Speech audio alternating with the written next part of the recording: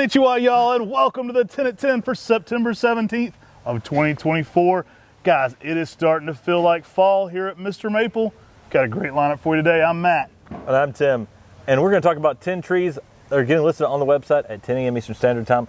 There'll be another 10 that get listed, so check out your email for the other 10. Guys, this is just 10. There's another secret 10. Be ready. We're jumping things off today with Magic Moon. Y'all, Magic Moon is an Acer Shirasalem selection that we introduced here at MrMaple. It gets a yellow malting on the interior part of the leaf. It is quite magical. Now, you've heard I name a lot of trees that have something to do with classic rock. We got cashmere. We had a Foxy Lady, didn't pan out, but we did work on one. Guys, this one kind of came from the J.J. Cale song. There's a J.J. Cale song. If you like J.J. Cale, real cool Oklahoma sound, guitar guy. Love me some J.J. Cale. Inspired a lot of what the Dire Straits and wrote songs for Leonard Skinner, Eric Clapton, everybody. I was listening to the Cajun Moon song. I was trying to think of names for a Shirasalem. He has this great Cajun Moon song.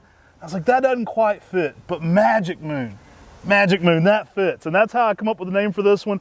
I love Magic Moon. It's one of the only variegated Acer Shirasalems. It gets this crazy malting variegation going on within it. One of my all-time favorite finds. This was found by Jonathan Savlich and named by us here at MrMaple.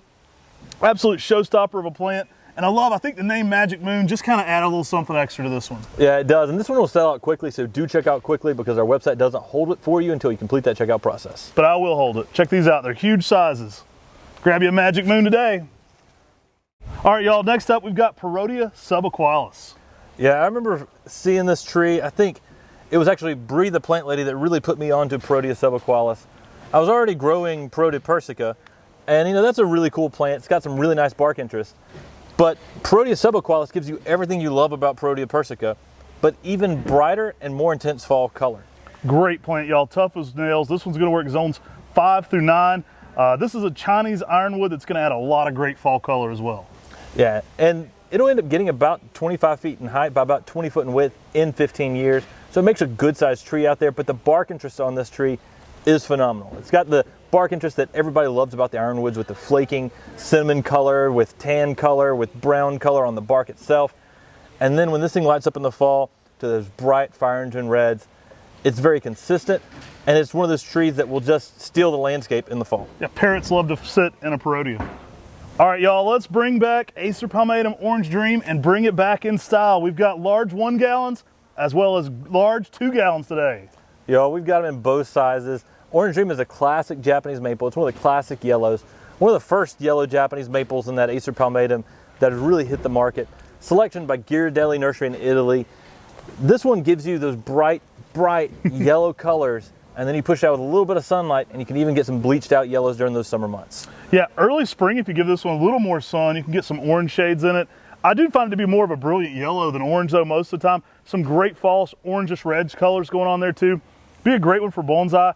I do recommend typically late day shade in your hotter zones, but you can get some intense pinks like Tim was talking about. I love when you get that pink going on over top of that kind of translucent yellow. It's one that I kind of like do like Autumn Moon. I like putting it in a container and kind of play with where I place it, but an absolute showstopper for the color. And it pairs well with everything because of all the color changes. Yeah, when you're looking for a yellow for the landscape, Orange Dream is a classic yellow that can really just brighten up a lot of spaces. If you put it in a more shaded spot, it will be a chartreuse green yellow. If you put it with a little more sunlight, it picks up those yellows and gets even brighter. Sounds delicious to me. If I were going to eat a tree, I'd eat an Orange Dream. Guys, check out the sizes on these. Absolutely beautiful size 2 gallons. If you're looking for something a little bit more mature, we've got some nice 1 gallons. I mean, these are nothing to scoff at right here. These are well over 20 inches already, maybe even more. I mean, well over 2 foot plants. And our 2 gallons, those are beefy. Grab you a little bit more instant gratification, or pick you up one for the collector right here in a 1 gallon. We got it for everybody today. All right, Tim, what do we got next? Next up, we've got Acer Pomatum Winter Orange. From one orange to another, we've got you covered. If you want orange in spring, we got you covered if you want orange in the winter, guys. This thing has incredible winter interest. It's one of my favorites to pair with your classic Sengukaku because you truly get a distinctive orange coloration on the bark on this one. Now, right now, they're going to be a little bit greener going into fall, so don't expect them to be as intense on the bark. Get this one out in the ground. The bark is going to light up your winter display with intense shades of bright orange, distinctly different than that of Benikawa, Sengukaku, Gold Digger, and many others. You're going to love what this one does. This one's going to work zone 6 through 9. and really just give you something really special, especially in the winter. Yeah, I fell in love with this tree when I started seeing it in those winter months. You see this, and it is so distinctively orange, it stands out. You pair this with a bihu and something like a Sir Damon or a Sangukaku, and you're gonna have three distinctive colors in that winter landscape that'll look very similar during the spring and the summer and the fall, but then when the leaves drop, you've got very distinctive bark in your winter landscape. Great golden yellow in the fall, chartreuse green spring.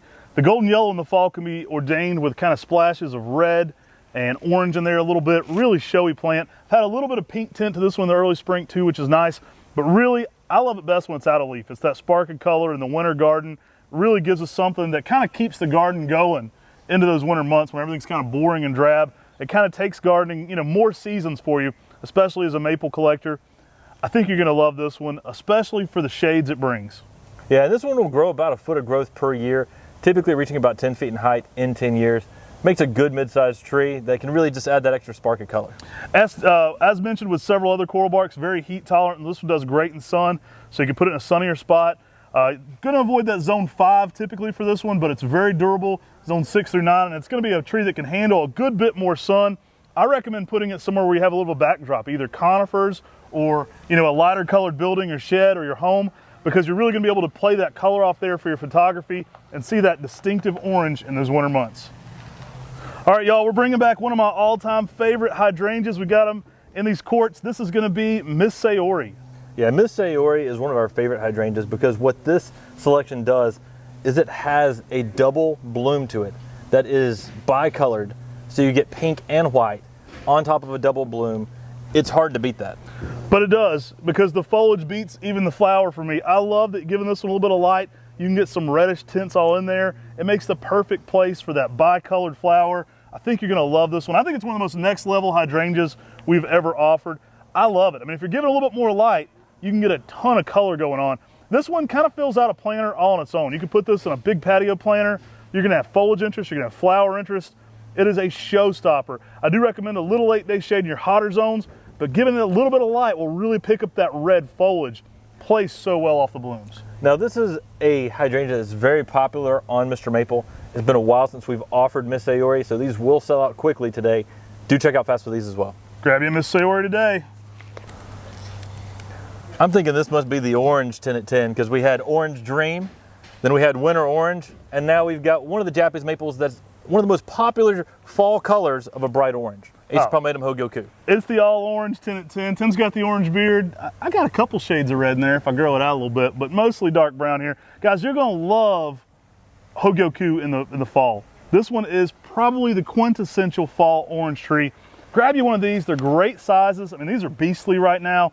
Pair this one with Osakazuki. Absolutely love that red and orange contrast you get.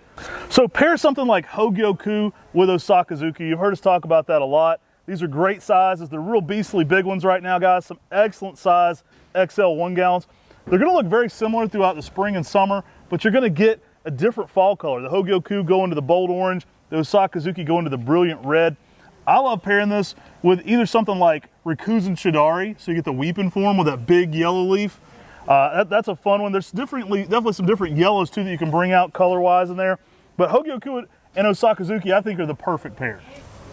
Yeah, this is a green Japanese maple with great fall color. This means it makes an excellent tree for traditional Japanese gardening. If you're looking for something that's going to really give you the changes of the seasons, that's what these green Japanese maples that give you this lively summery feel can do when they hit that fall, and then all of a sudden everybody is drawn to the garden. These are going to work zones 5 through 9, exceptionally cold tolerant too. The Moenums are a little bit more cold tolerant than Palmatums sometimes, and a little bit more heat tolerant. So you're getting a great full size leaf here with a ton of durability. And again, every bit the size here of a 3 gallon. Like a lot of these you can grab right now. This is an excellent size one, guys. It's a perfect time to be shopping at Mr. Maple. To give you a size example, these are huge plants. And no better time to grab an Osakazuki or a Hogyoku than right now. If you already have Osakazuki, you gotta grab you a Hogyoku. All right, y'all, next up we got Picea AB's Gold Drift. Now we just have Bob Fincham on the podcast. If it hadn't aired yet, it's airing very soon. We just interviewed him. I think you guys are gonna absolutely love that one. He's one of our most requested conifer podcasts. We got it happening for you guys. Stay tuned if it hadn't aired yet, but it might already drop with Bob Fincham. the originator of Picea abies Gold Drift. And in that, he goes in and talks about how Gold Drift originated.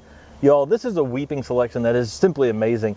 It has a weeping habit similar to something like Rayusen, but it's an evergreen. When you give this tree sunlight, it actually gets gold to the needle. So it gives a gold evergreen interest out there in the landscape and garden. One of my favorite pairings with this, the blues. You can put Gold Drift and the blues together, get that gold and yellow combination that'll just knock you out. We talked to Bob extensively about this one's origin. You'll have to check that out. We go in depth with it.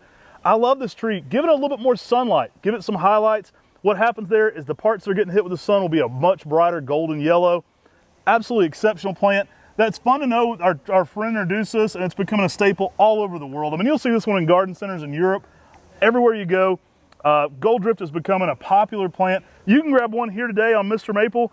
Absolutely beautiful. You're going to love what this one does, especially for that winter landscape with those golden yellow hues. Now, Bob actually recommended an interesting thing in that podcast, and that was planting a Gold Drift and the blues side by side, and then intertwining the branches where you get both the yellow color and the blue color coming out of a tree that almost looks like one tree. You'll have to see the interview. We talked to him about his new book, Artsy Fartsy Conifers, and he talks a lot about making artsy fartsy combinations like that.